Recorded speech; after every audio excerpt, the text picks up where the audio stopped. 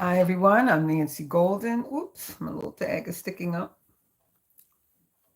And I have a YouTube channel entitled Learning with Miss Nancy. And this channel is geared for children who are early learners.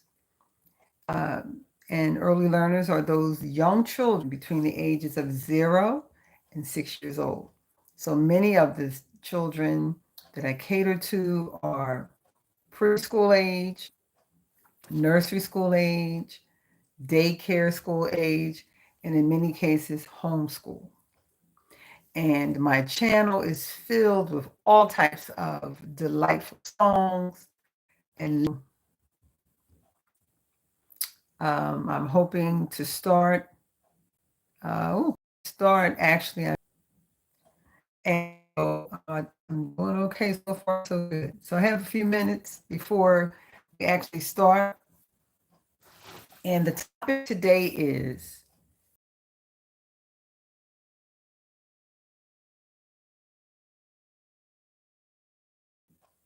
that seems like a very interesting topic, I'm sure. Uh, on Facebook, I started suggesting that I try YouTube because my channel, and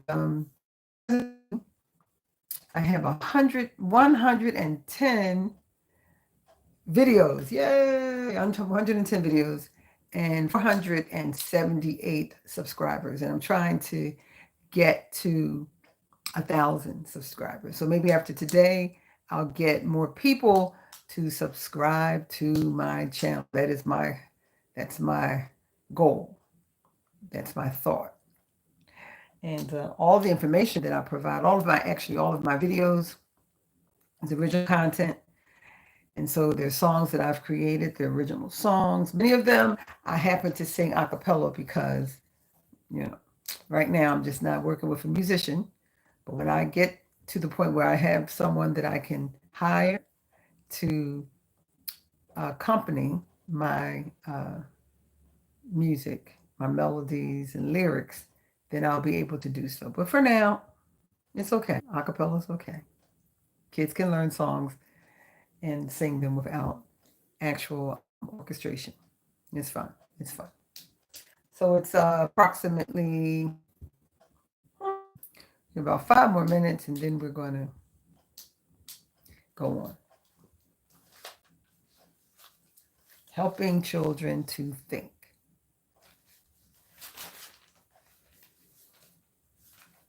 So I know for the next time, I'll actually come on exactly at 1 o'clock, and I don't have to waste time um, or kill time with idle chatter. Not that this is idle chatter, but I'm just killing time for now.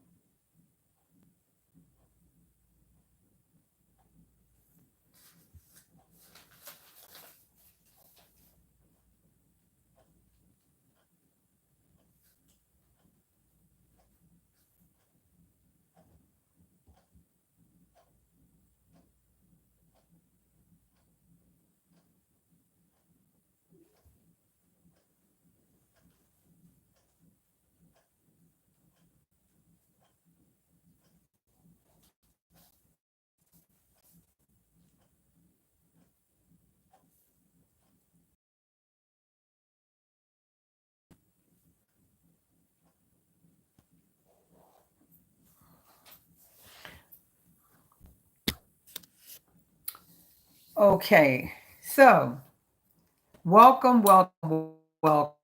to Learning with Miss Nancy. And what I am trying to do is build a community of people who are interested in just helping our early learners flourish and grow, not just academically, but socially. So, my community, I invite teachers, I invite parents, I invite community people, anyone who is involved in the life of an early learner. They're dear to my heart. And as I mentioned before, my background is not early childhood education. My background is actually special education and educational administration. I have a bachelor's degree from Cheney University in special education. And I have a master's degree from Temple University in educational administration, and I also have certifications in curriculum instruction and supervision. So, the early childhood community is very dear to my heart. I love early learners. So, I think that I have a wealth of knowledge that I can share and bring my experiences to the early childhood community to just enhance what it is that they do on a daily basis. And the people I find in early childhood are very good at their jobs, helping our early learners, preparing them for formal school. And like I said, I'm not an expert in early childhood education, but I am an expert at what I know. And I just want to bring forth my information just to help teachers, parents, and students be the best that they can be. So that's my goal. So today's talk is about helping children learn to think, helping them learn to think.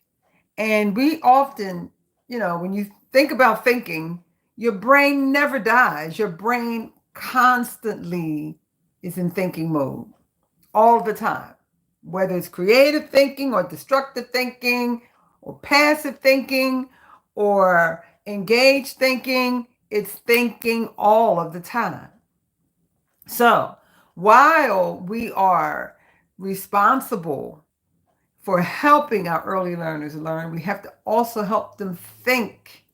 Because in my experiences, and I worked in the school district of Philadelphia for 32 years in a number of capacities as a special education teacher, as a special education liaison, as a department chair, as an assistant principal, and 1 year as a principal. But in my 32 years, I have seen certain trends over the years. And one thing that I've noticed that many children come to school and they look like they're prepared and ready to learn, but they're very passive learners. They're not engaged in the learning process. They may be quiet or they may be cooperative, which we do need. They may follow all the directions of the teacher, and they may have very good behavior grades, but they're sitting in the classroom with blank faces because they're not engaged. Their minds are somewhere else. They're trying to figure out, when is this over and when can I go home and have some fun? Bored to death. But you think that they're doing okay because they're not causing any trouble. They're not, disruptive at all. They do what you ask them to do. And in many cases, many of these children aren't getting very good grades. They're getting good behavior grades, but academic grades in their subject areas aren't very aren't reflective of a student who's supposed to be there learning, ready to learn and grow. And why is that? I think that's because they're not thinking. A passive student doesn't learn, folks. A well-behaved student who sits like this all day and allows the teacher to do all of the work isn't learning. An engaged student learns because they are participating. And when you participate in something, you're learning because you're involved in the process. If you're sitting back and letting the adult, the teacher, do everything, you're not learning. You're just being quiet. So what we're going to try to do is help our early learners learn from birth to sixth. Before you enter kindergarten, you are going to know how to think and how to engage in the process. Now, I said earlier that I'm going to share a few strategies with you. My lives aren't very long. They're only about 20 minutes, so we don't have a lot of time. Okay? So the first thing is to understand, parents, teachers, and friends.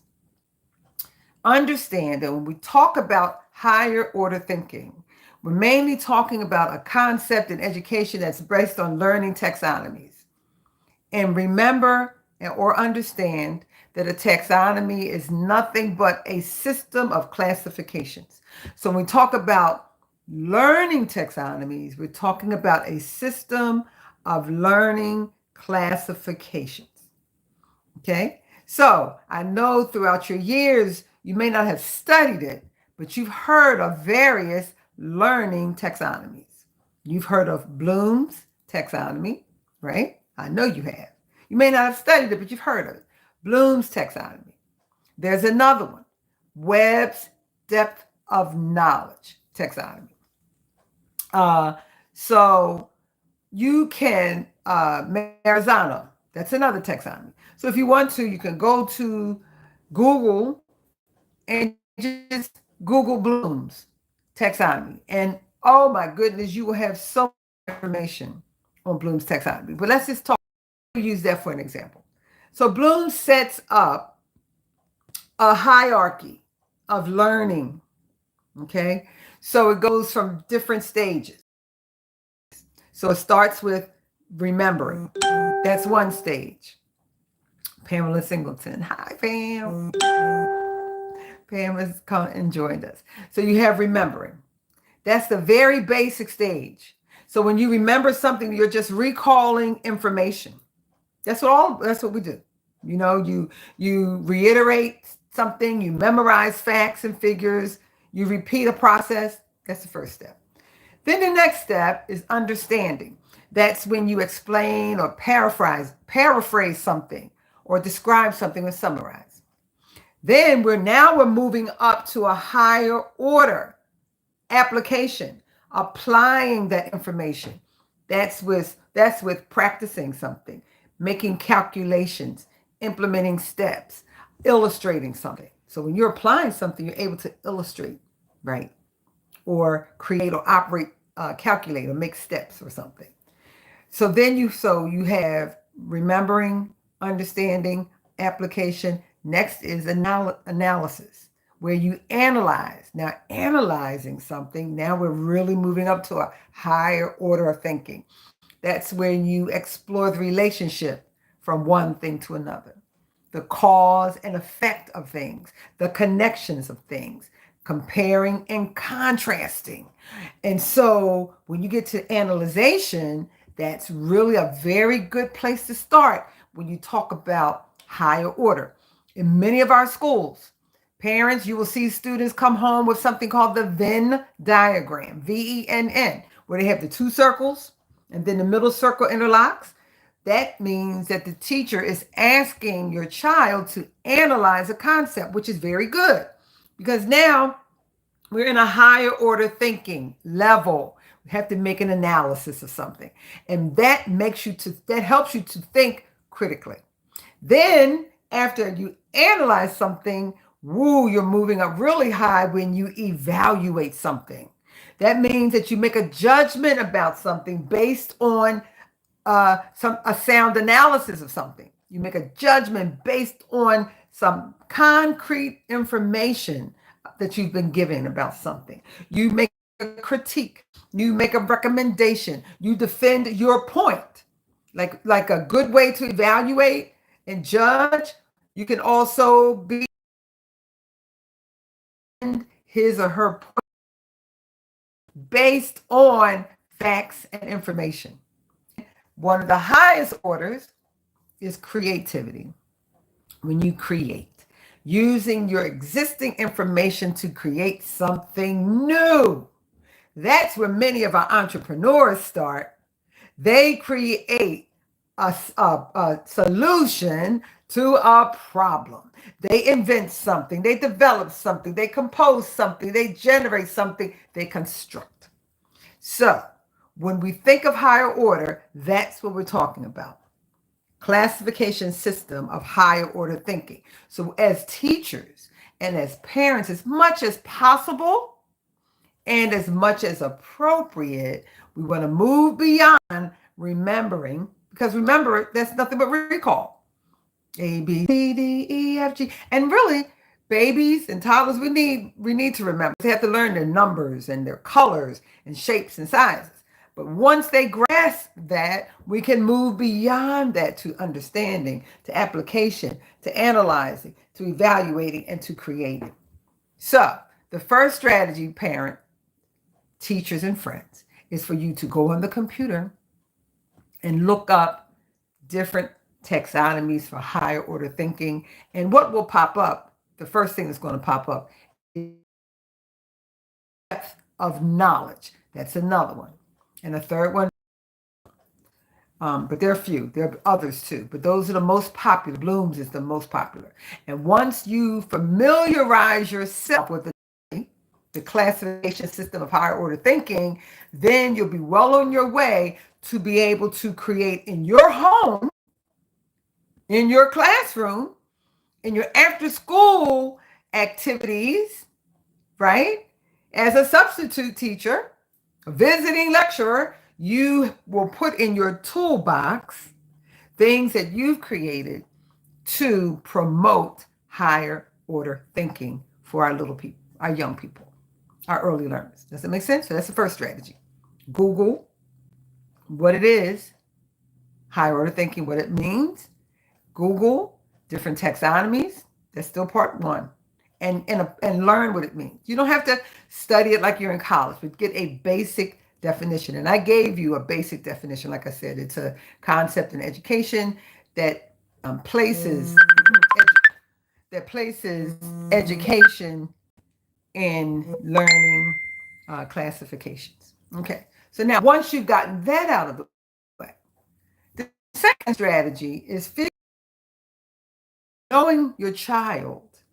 You want to provide as many learning experiences that will promote higher order thinking for your child as much as possible and as much as appropriate. Why do I say that? For example, if you have a 2-year-old, and let's say you want to expose your child to the beach, the ocean. Let's go see the ocean. And you take them to Atlantic City to see the Atlantic Ocean. Now, as a 2-year-old, the 2-year-old is not necessarily a swimmer. So you couldn't just throw them in the water and say swim and look at the waves. What would be an appropriate activity? Well, you hold the hand of the 2-year-old, or you carry the 2-year-old and take them down to the beach, to the shore, where the water meets the sand, and let the waves maybe cover his feet, and talk about the sand and the water. And this is a gigantic ocean, one of the major oceans of the world, and kind of share that information and let the baby, as you're holding onto the baby, play seated in the sand near the water, right? Now, that's exposing them to an experience that's a wonderful possible experience, but you've made it appropriate because they're 2. But if your child, let's say, is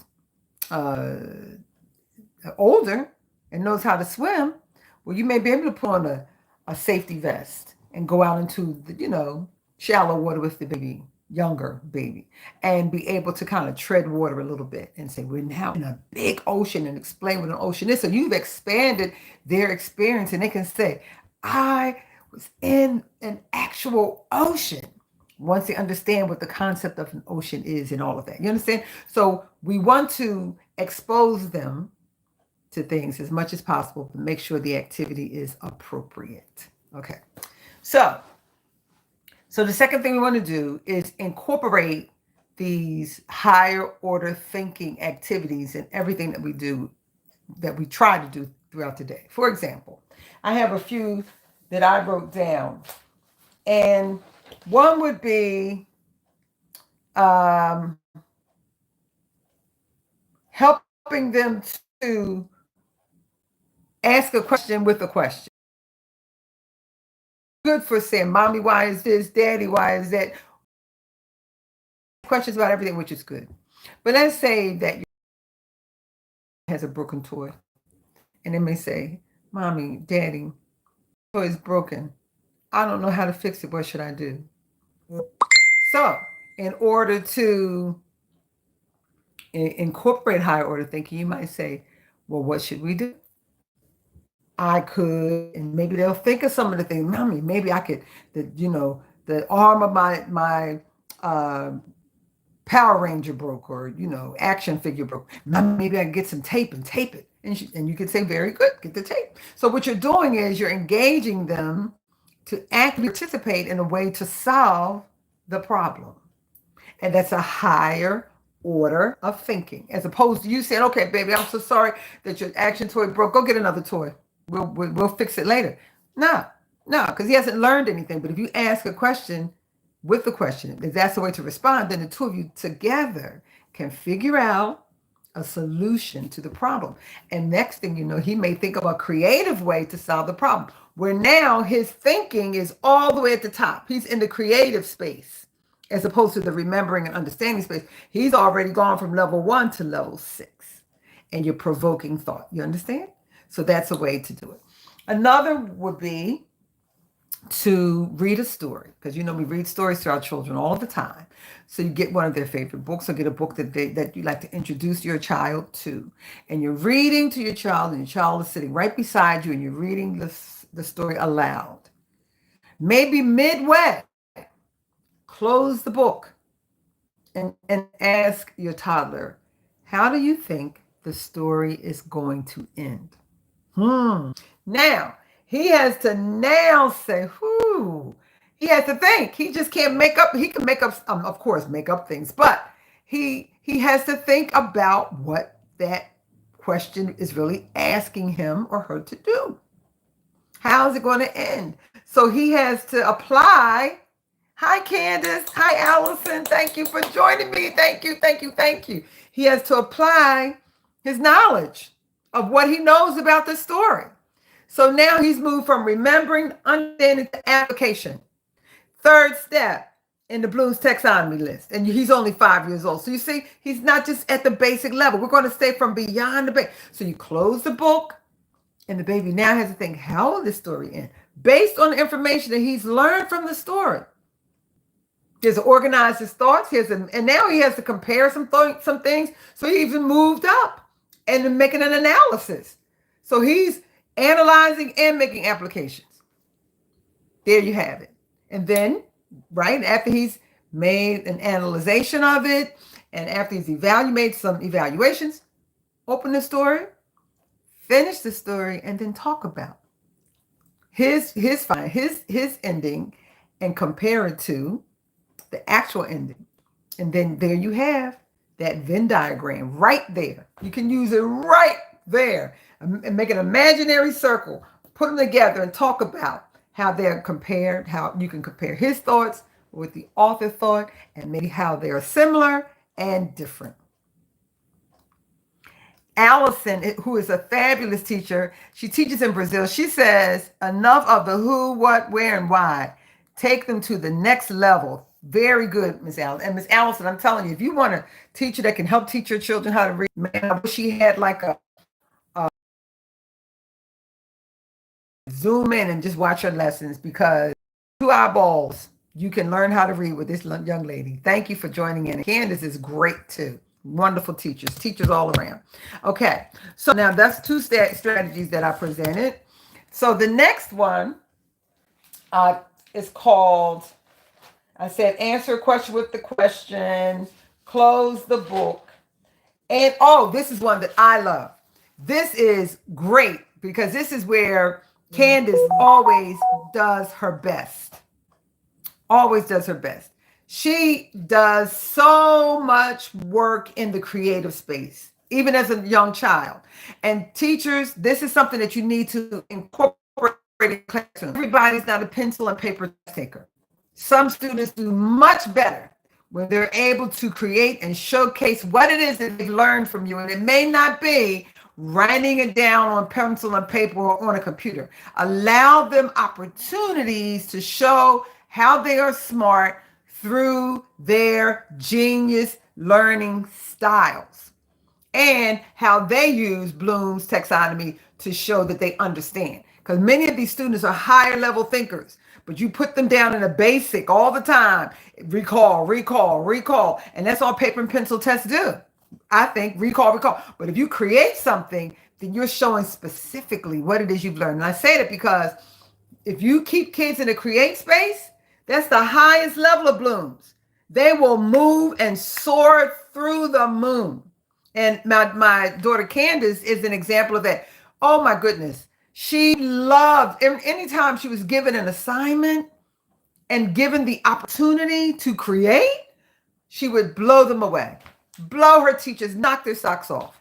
Every interview, knock their socks off. Even when she was in the 8th grade, they were so impressed with how she would speak and talk and walk because she was showing who she was. And she's just a wonder.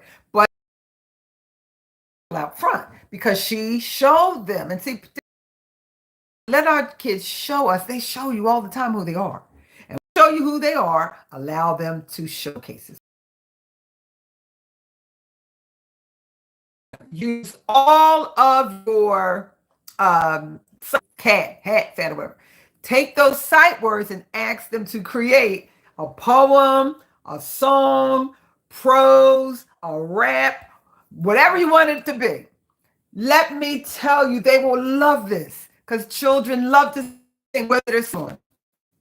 I used a few sight words.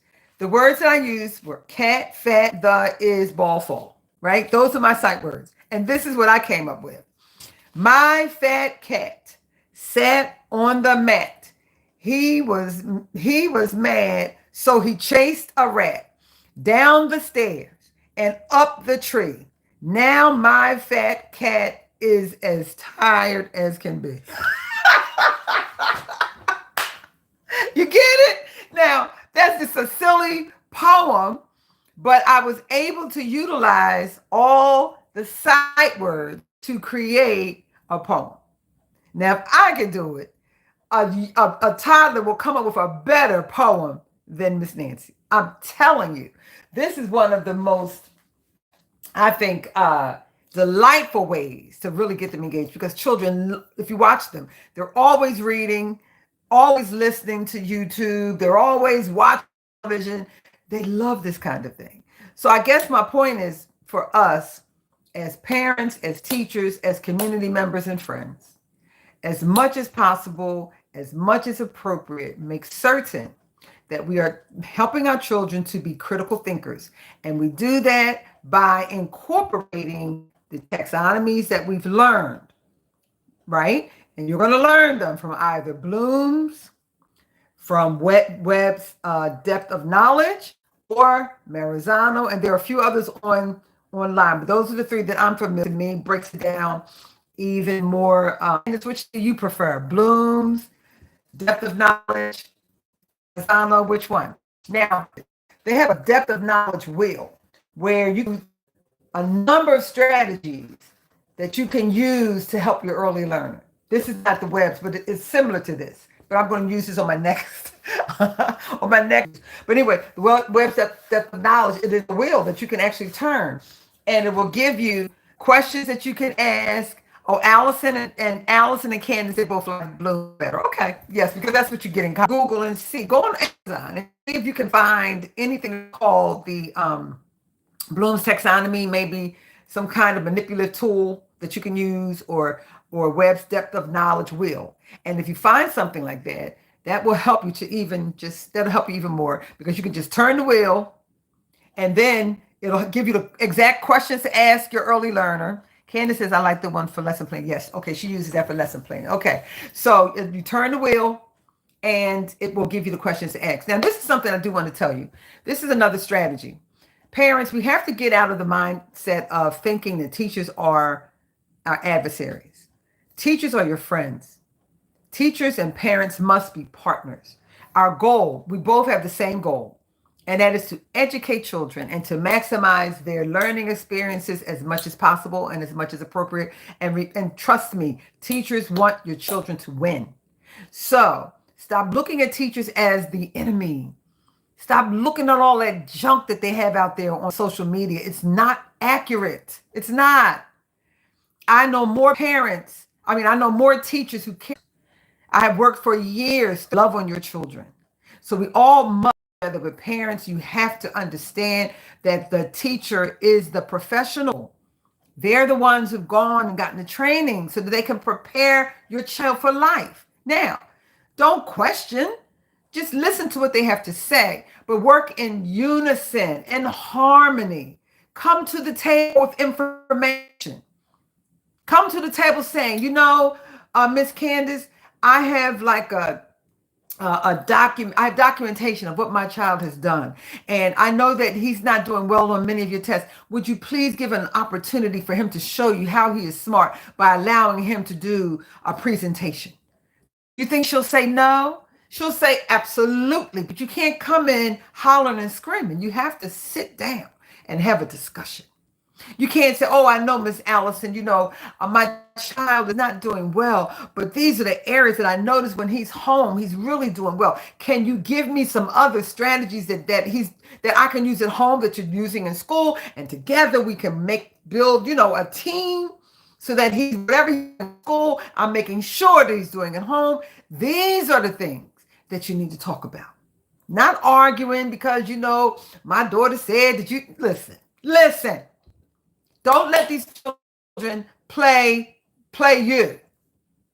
Don't let them play mom and dad. The teacher is, and I'm getting off topic, I have to say this. The teacher is the authority in the room. Respect the authority of the room and work together to create a wonderful experience for your child. I'm telling you, bad apples in every profession. But in education, our teachers get a bad rap. And coming from one who knows, and I know, I've been at it for 32 years, y'all. Teachers work hard. Work with them. Work with them. So that's the end of my live. I hope I've been of some help to you. I hope. And next week we'll have another topic because, as I said, we want to try to make their experiences fun and exciting and delightful. And if you haven't, please subscribe to Learning with Miss Nancy on YouTube. I'm trying to reach 1,000 subscribers. I'm now at 478. And maybe by the end of the day, I will meet 500. Who knows? I'm thinking positively. But until then, enjoy the rest of your day. And thank you for joining me. Bye-bye.